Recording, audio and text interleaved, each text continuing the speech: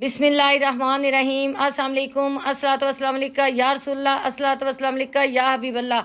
आज फिर मैं एक नई रेसिपी के साथ हाज़िर हुई। ईद पे आप किस तरह अपने गोश्त को महफूज कर सकते हैं।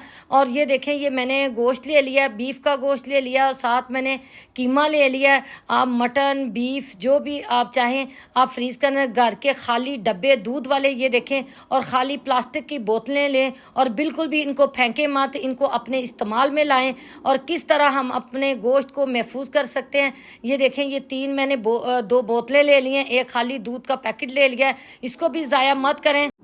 और माशाल्लाह से ये देखें, मैं आपको बताऊंगी किस तरह आप अलग-अलग इनको रख सकते हैं। और मटन और बीफ और आप लोग कीमा, बारीक कीमा, मोटा कीमा, जिस तरह चाहें आप अलग-अलग इनको फ्रीज़ कर सकते हैं। ये देखें, इस तरह हमने ये जो डब्बे हैं हमारे गत्ते की, इनकी हमने कटिंग कर ली है। और ये देखें माशाल्लाह से ये अंदर से साफ़ सुथरे होते हैं, बिल्कुल साफ़ करके।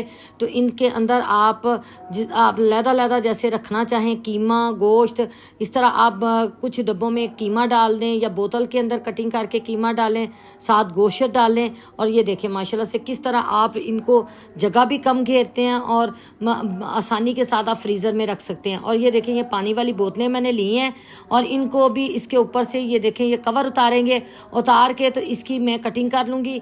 कटिंग करने के बाद फिर हम इसको इसके अंदर आपने गोश्त रखना है, कीमा रखना है, जो रखना है वो हम रखेंगे। ये देखें बहुत ही आसानी के साथ छुरी के साथ इसकी कटिंग हो जाती है।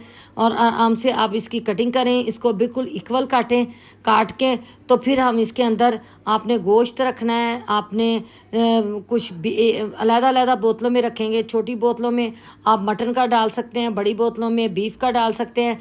मैं बीफ का गोश्त है मेरे पास, वो मैं डालूंगी इनके अंदर। ये देखें,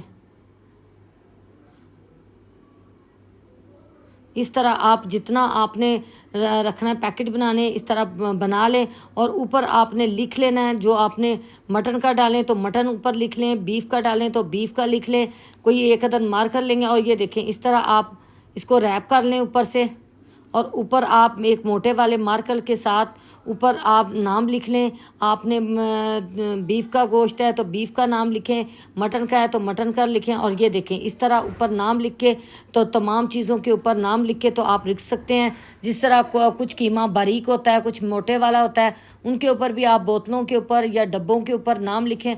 लिख के तो इनको महफूज कर लें। और माशाल्लाह से आप देखिएगा फ्रिज में बहुत कम जगह ये घेरते हैं और ज़्यादा आप रख सकते हैं। इसी तरह आप फ्रिज में इनको महफूज कर लें। बिल्कुल भी आप डब्बे बोतलें फेंकें नहीं, इनको अपने इस्तेमाल में लाएं। और ये बहुत ही फ़ायदेमंद चीज़ है और बहुत कम जगह घेरते हैं। इसके साथ ही मुझे इजाज़त दें। अल्लाह हाफिज़। अपनी दुआओं में याद रखिएगा।